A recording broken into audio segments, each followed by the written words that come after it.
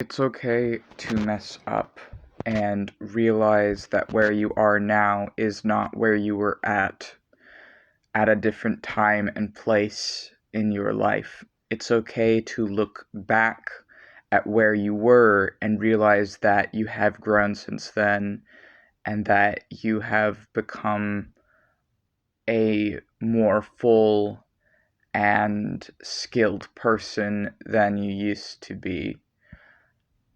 Be graceful with yourself.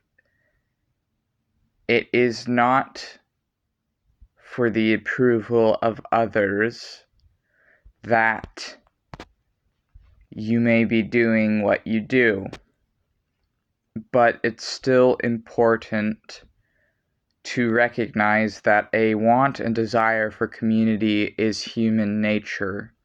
And of course, it will potentially drive you away from what you are doing if you find that those like you don't accept you among them.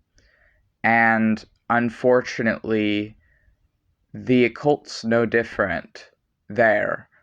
There are outcasts among the outcasts, and it can be very painful. It's okay to take things in your own pace. And when working with volatile energies and gods of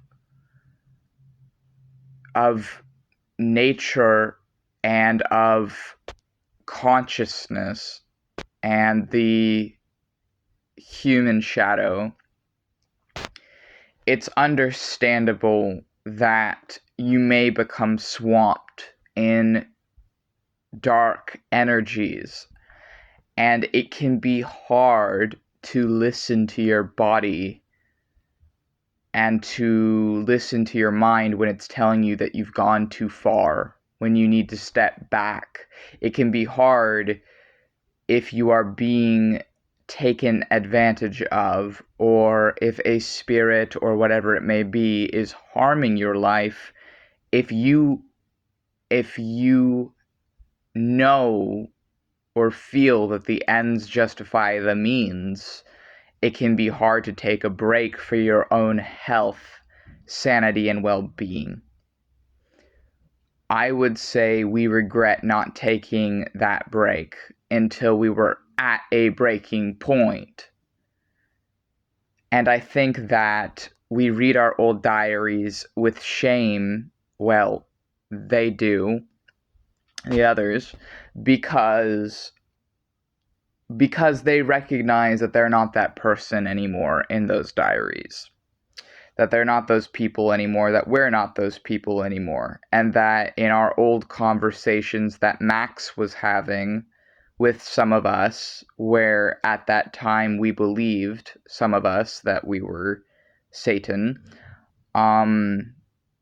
it can be difficult looking back through such diaries because it's not an accurate reflection of who we've become. And it's embarrassing, and it can cause us to recognize areas where we were losing our grip on reality.